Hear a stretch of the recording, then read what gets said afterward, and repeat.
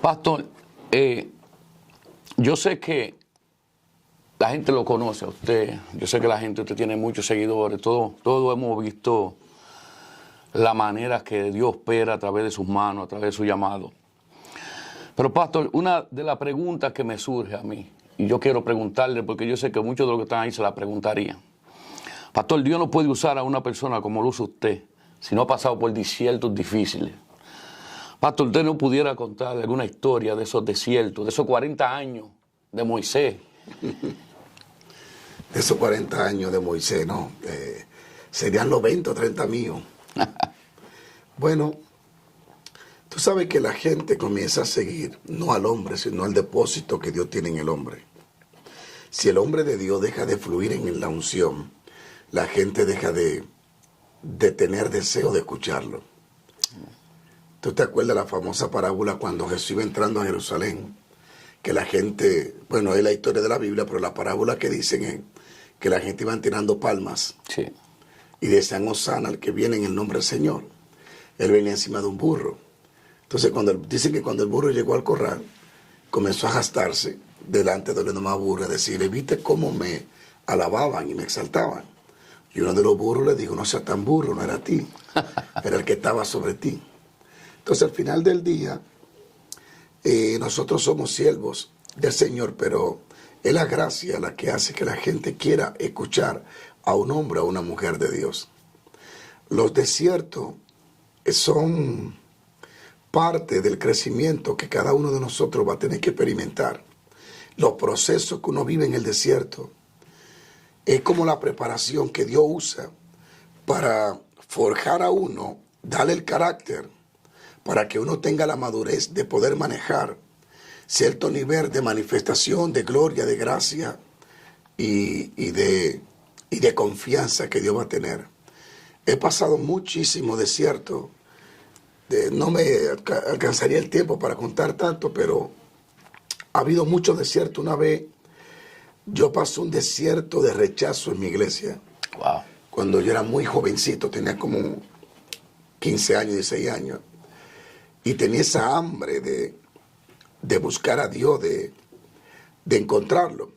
Y había una gran batalla en la iglesia con eso. No me querían dejar que yo amaneciera en la iglesia orando. Wow. Decían que para qué. Bueno, y era una lucha. Y llegó un momento en que la pastora me mandó a decir con algunos hermanos que no volviera a la iglesia. Wow.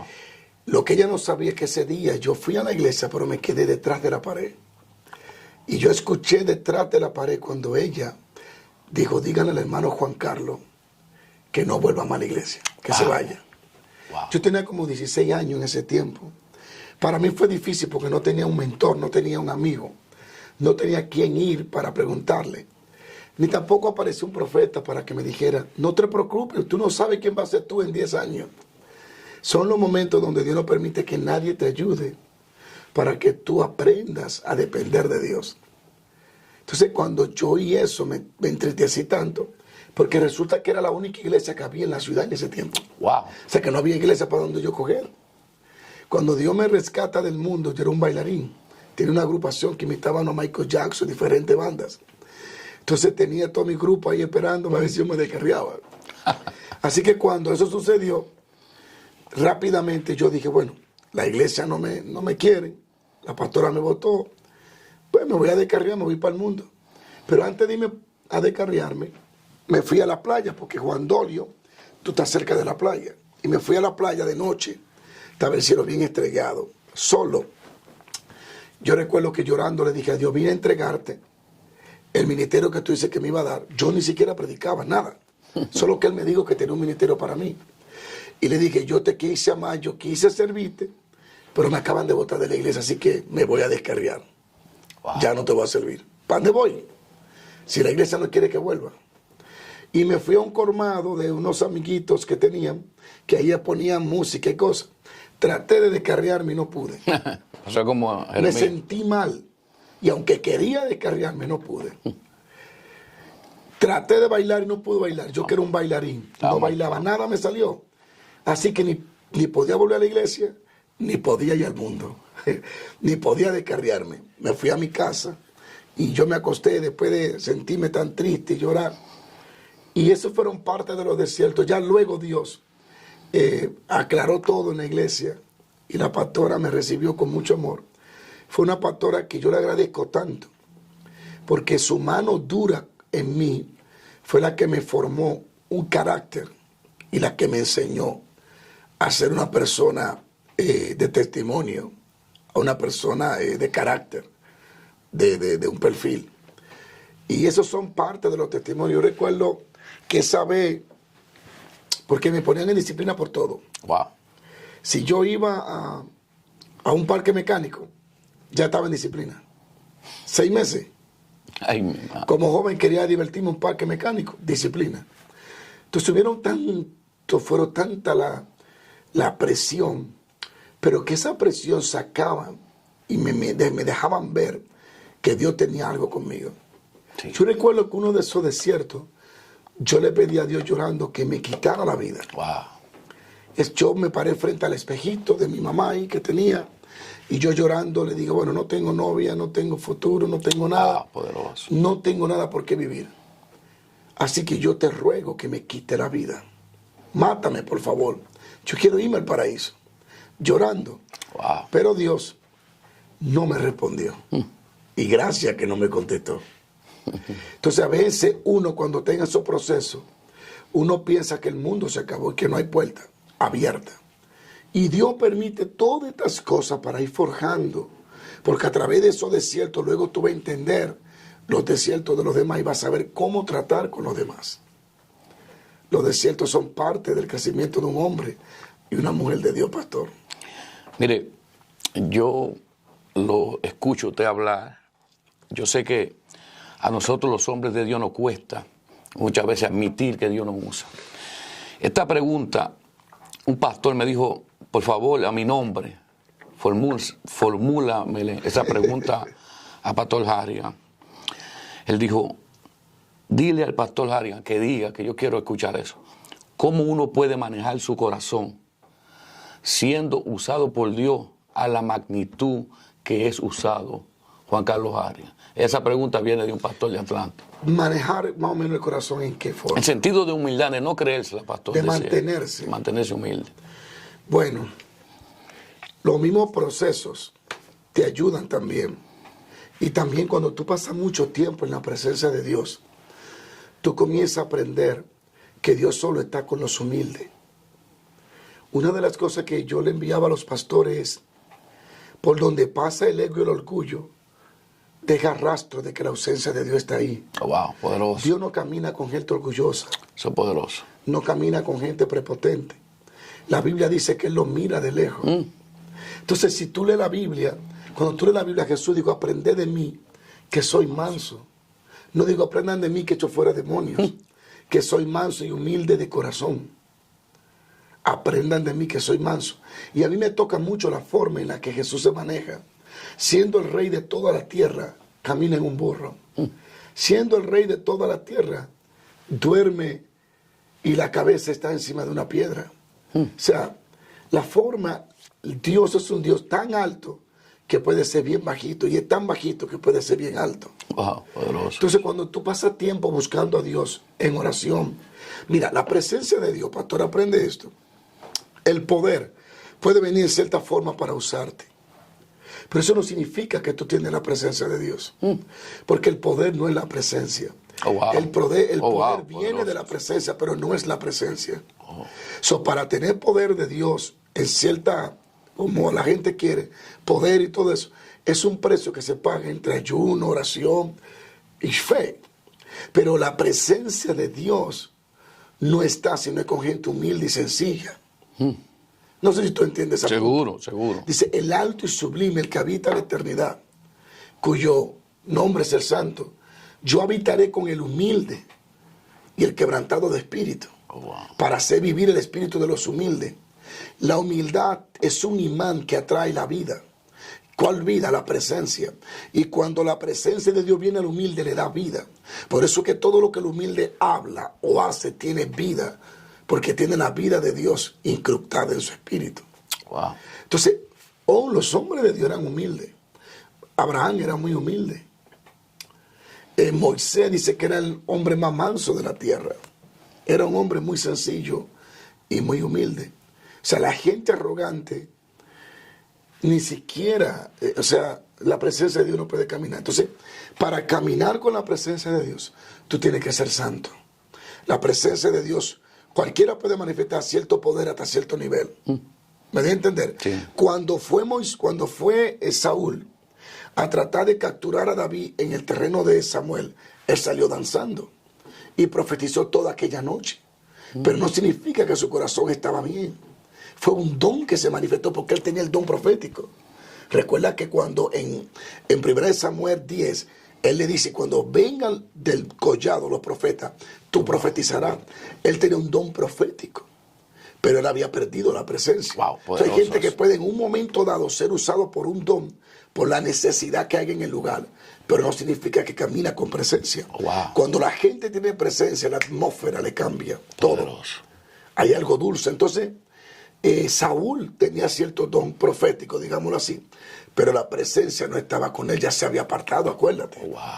Entonces, tener la presencia de Dios, no todo el mundo camina con ella, porque hay que ser santo. Ella es pura, muy, muy pura, muy santa. No camina con el orgulloso. Entonces, una de las formas también es que yo sé de dónde Dios me sacó, yo sé quién era, sé quién soy y sé quién seré en Dios. Entonces,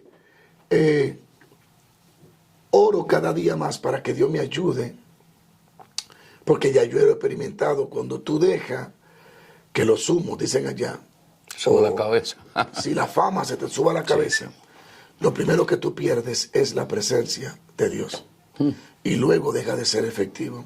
Yo he visto grandes hombres de Dios en plataforma lleno de egos, que funcionan las cosas hasta cierto punto, pero la presencia no está en el lugar con ellos. Entonces yo le tengo mucho miedo a perder la presencia de Dios. Entonces la humildad viene como resultado de pasar tiempo con Dios. No es una habilidad mía, porque Dios no me escogió por lo bueno que soy. Dios no me escogió porque encontró algo bueno en mí. Dios me escogió porque puso algo bueno en mí. Él no encontró nada bueno, Él puso. Aleluya. Entonces, pienso que pasar tiempo con Dios te hace manso, te hace humilde. Usted mismo que ha pasado tiempo orando, cuando una persona pasa mucho tiempo en oración, es una persona tranquila, humilde y mansa. Pienso que el resultado de la humildad en cualquier hombre y mujer de Dios viene por pasar tiempo a sola con Dios.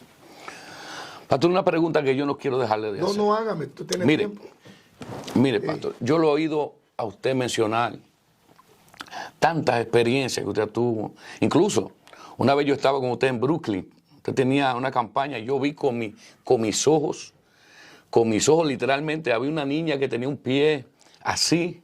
Y creo que eso está en la cámara, eso debe estar por ahí. Eso fue terrible. Y yo recuerdo que estaba con usted ahí y se le vio en la cámara como el Espíritu Santo o sea, el movimiento corporal del pie se le vio. ¿Tú viste eso? Yo lo vi, literalmente el mundo lo vio. Mira, cuando yo vi ese milagro, yo no dormí esa noche casi. Yo me sentía como a Allen cuando salí de ahí. Porque para mí fue sorprendente. Poderoso. Porque no hubo una fuerza humana ni intención de impresionar a nadie. Simplemente ocurrió por el poder del Espíritu Santo. Pero ¿cuál es su pregunta? Mire, ¿cuáles, no sé si esa o tendrá otras usted, pero cuál de los milagros, óigame, literales así en estos años que usted tiene de ministerio, son los que le ha sorprendido más? Que dijo, wow, pero, wow, qué poder, qué milagro, que esto fuera de lo normal. Mucho, a través de los años, mucho, que no pudiera señalar así específicamente, pero haciendo memoria, mucho. Uno de los más, el que más cuando me hacen esa pregunta, el que más me impactó, y es muy sencillo, fue una niña que tenía un quiste en el ombligo, como de 4 años.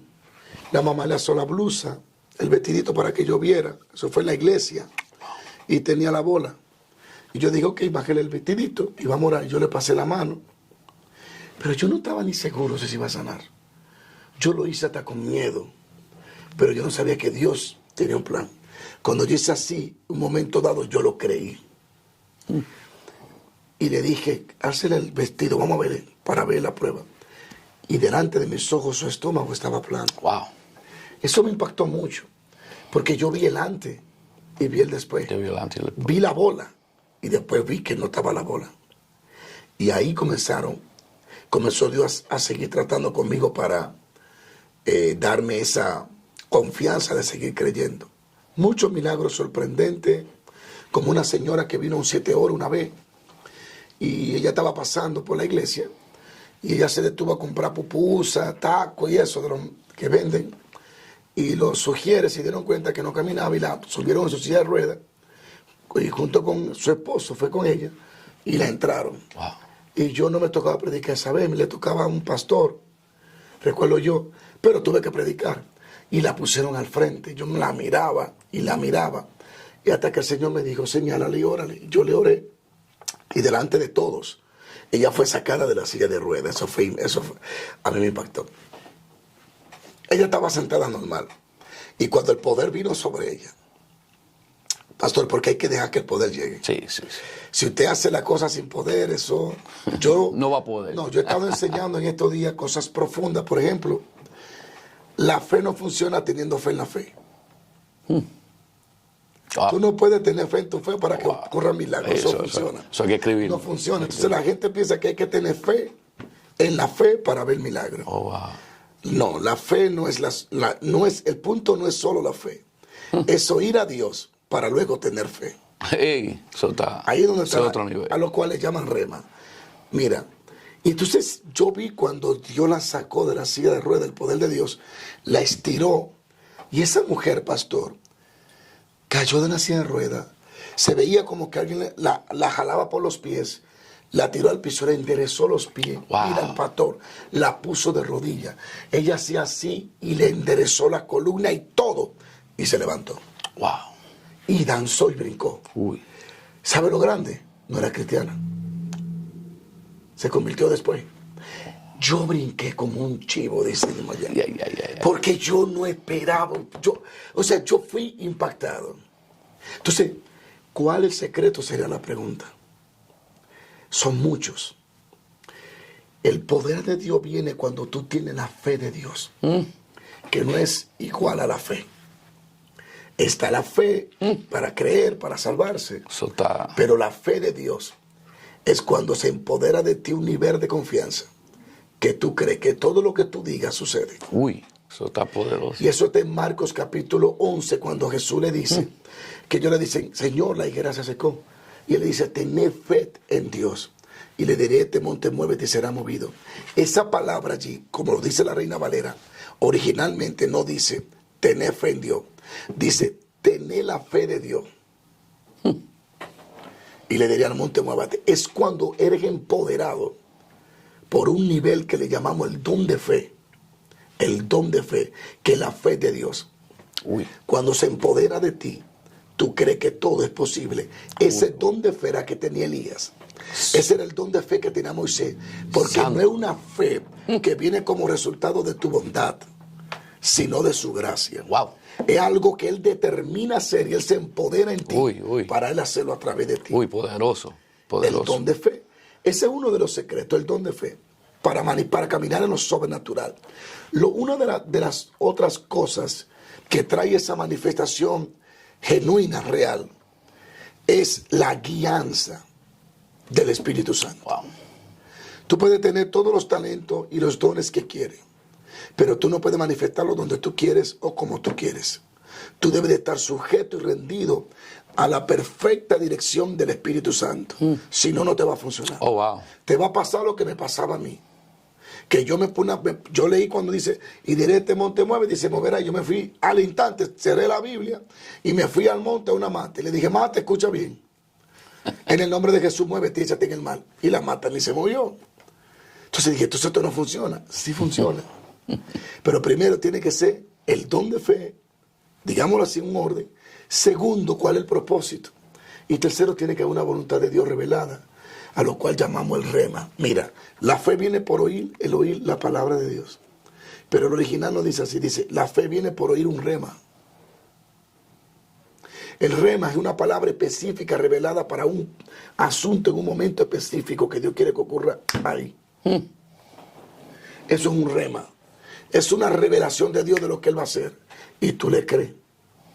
Escuchada. Un rema es lo que escuchó Moisés. Toma la vara. Tú le sirves al mismo Dios que le sirve a Moisés. Tú puedes agarrar cualquier vara. Vete, no te vayas frente a un mar. Vete al charco que está atrás de tu casa. Y tú no lo vas a dividir. No porque Dios no sea poderoso. No porque tú no estás creyendo que lo pueda hacer. Es que tú no tienes un rema para hacerlo. Y hasta que tú no tienes un rema, tú no puedes operar en lo sobrenatural. El rema, que es la palabra revelada en a la hora, es lo que abre la ventana para operar en lo sobrenatural, como el permiso. Por ejemplo, cuando Jesús estaba caminando en el agua, Pedro dijo, si eres tú, manda que yo vaya a ti. Y él caminó. Yo no puedo ahora irme al mar, subirme en un barco y caminar en el agua. Porque lo primero que yo tengo que saber es si Jesús está ahí. Y segundo, decirle, manda que yo vaya a ti. Si eres tú. Cuando Jesús le dijo, ven, es el rema. El ven fue el rema. Entonces Dios me dice, ven, yo acá salgo y voy a caminar. Entonces por eso hay gente que quieren caminar en el agua o quieren hacer cosas sobrenaturales, pero no tienen el ven. No han oído. No han oído el ven. Entonces, Pedro, no tienen el oído para escuchar el ven. No han oído. Poderoso Pedro eso. tenía la experiencia que cuando él habla suceden las cosas. Porque él le dijo, echa la red a la derecha. Y sucedió. Ve, el rema trae los peces. El rema trae el resultado. Poderoso. Porque el rema es la revelación, es el corazón de Dios revelado en el momento. Para una cosa específica que él quiere hacer en el ahora. Entonces hay muchas formas en las que uno debe de aprender. Y el oído para oírlo. Y el oído para oírlo, que el oído se desarrolla a través de tener continuamente comunión con Dios. Entonces, operar en los milagros, mira, bueno, luego vamos a hablar un poquito, pero el apóstol Pablo, uno de los ejemplos más contundentes, y Pedro, de lo que camina en lo sobrenatural. La clave para ello no era las horas que oraban, no era solo el ayuno, era que ellos sabían escuchar y hacerse totalmente dependiente del Espíritu Santo. Wow. Pablo no andaba repartiendo milagros donde quiera que iba. Pablo repartía milagros donde Dios lo liberaba. ¿Ve? Entonces uno tiene que aprender a encontrar el rema por medio del Espíritu Santo. Cuando Pablo está en Listra, pastor, que él está en Listra, que está el cojo, ¿te acuerdas? El cojo de nacimiento. Sí, sí. Que le dice, levántate en el nombre de Jesús. Él dice, veo que tiene fe para ser sanado. Oh, wow. Sí, pero esa palabra veo no existe ahí. Lo que existe es percibo. Porque la fe no se ve, se percibe. Se percibe. Wow, poderoso. Entonces Pablo tenía la facultad de percibir si tú estabas listo para el milagro. Ahora, ¿cómo ese hombre iba a recibir fe? Porque el que estaba predicando estaba lleno de revelación. Hoy tenemos un problema. Tenemos un receptor que no tiene fe. Y tenemos un transmisor que predica conocimiento pero sin revelación. Entonces, cuando no hay un mensaje que haya sido previamente, o donde se predica un mensaje, que el que lo predica no tenga un rema, el que lo escucha no recibe fe. Entonces, el problema no está en el receptor, está en el transmisor. Hoy tenemos miles de gente que no tiene tiempo para oír a Dios. Por eso no le funcionan todas sus cosas que quieren hacer. Y todas las pantallas y todas las locuras que hacen no le funcionan, no hay efectividad. Porque ellos no tienen tiempo para escuchar un rema. Yo sé lo que es un rema porque yo lo escucho. Y cuando yo escucho un rema, yo sé qué va a ocurrir. Yo he escuchado el rema. Una vez yo escuché a Dios decirme un rema, voy a hacer milagro en los dientes. Y yo vi gente que le puso Dios materiales divinos en las dentaduras y le tapaba las caries.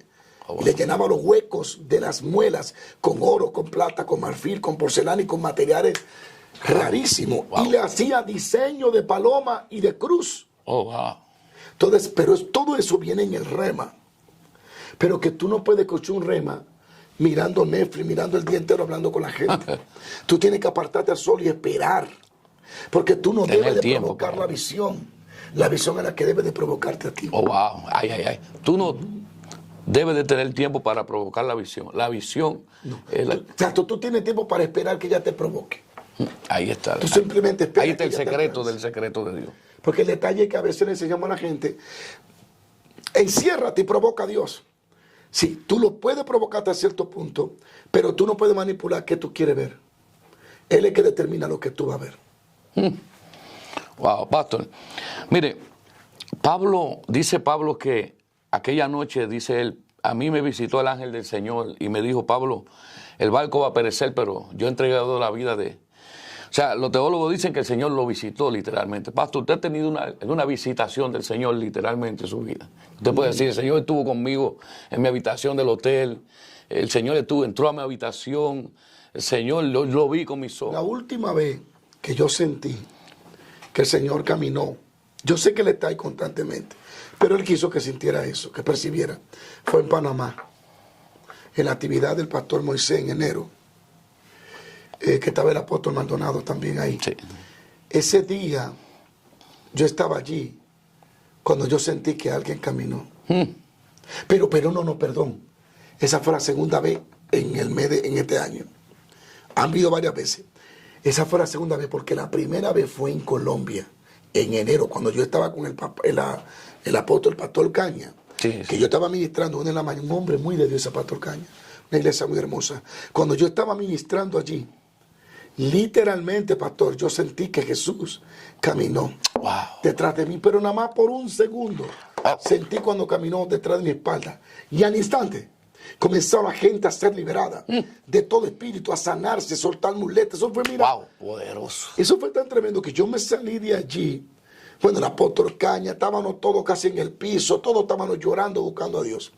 Yo salí, me fui al hotel y él estaba allí. Y yo pedí que me llevaran comida al hotel para pagarla. Y la señora que fue cuando entró cayó casi. Yo tuve que agarrarla y sacarla de la habitación. Viste, asustado porque una mujer en la habitación, yo solo. Dije, Dios mío. Y cayó. Era una señora como unos 50, 60 años. Varón, impactada. Y ella no era cristiana, ni conocía nada de Dios, ni me conocía a mí. No sabía quién era yo, nada. O sea, que no fue de que con una mente preparada, voy a entrar a la habitación de un hombre de Dios a recibir. No, ella entró ante un cliente y ¡boom! Le pasó como a Juan. Chocó con la presencia. Entonces, cuando me fui a Panamá, él volvió y caminó, pero en el hotel, que esa fue la noche, donde yo prediqué cortito allá y comenzó Dios a hacer cosas. Sí. Fue que él caminó primero. Lo vi por televisión, lo estaba viendo. Sí, él caminó primero en el hotel conmigo y me dijo ciertas cosas. Y yo caminé, yo hablé lo que él me dijo. Usted estuvo en lo íntimo con él. Sí, hay mucha experiencia que podríamos señalar, pero imagínate. Mire, una vez, no sé si usted se recuerda, yo fui con usted a Panamá. Todo iba normal, pero yo me recuerdo que usted dijo, espere, que acabo de ver un león. Ay, pastor. ¿Usted se recuerda de eso? ¿Cómo? Yo pensé que la presencia de Dios me iba a matar. Yo sentía que los huesos y mi carne temblaban y yo no me podía mover. Solamente porque usted dijo, acabo de ver un león allá en las gradas caminando. Y cómo esa atmósfera se transformó. Eso ha cambiado. La gente, se recuerda que la gente comenzó, los espíritus comenzaron a manifestarse y la gente que comenzaron a ser libres bajo el poder del Espíritu Santo. Qué bueno, pastor. Pastor, una pregunta. Yo sé que ya nos vamos pronto, tenemos varios minutos, pero pastor, ¿por qué cansa? ¿Por qué acá? Este monte para acá. Bueno, antes era monte, pero ya Kansas se ha modernizado de una forma. Bueno, hemos ganado ya 2 veces el Super Bowl. Ya Kansas no es cualquier cosa. Ahora, en toda la bendita película dice, tú no estás en Kansas, hijo. Por Kansas, ¿eh? Es por lo que es tranquilo. No, por aquí fue que Dios me habló. Yo estaba en un 3 días de ayuno. Recuerdo yo allá en una montaña de un ex pelotero, Fernando Tati, pero el papá. Él nos prestó una finca que tiene en un monte ahí. Y en ese ayuno el Señor me habló y me dijo que venía para Kansas, que Él me traía para acá. Pero eso fue una confirmación de algo que yo recibí en Colombia, también cuando estaba ministrando. Estamos aquí por Dios. Pastor, dice Sammy, el hijo mío, ¿por qué el monte? ¿Qué usted encuentra en el monte, pastor? ¿Por qué orar en el monte? ¿Cuál es la diferencia? No, el monte no es que tiene... no es que el monte te da unción. Lo que pasa es que el monte tú sientes una quietud, una soledad, una tranquilidad, donde los sentidos dejan de alimentarse y toda distracción desaparece. Y es más fácil en la quietud entrar en cierta comunión con Dios. Pero puede orar en el Beiman. A mí me gusta orar en el Beiman. Me encanta el monte por la quietud, por la tranquilidad y por muchos misterios más que luego lo vamos a desatar.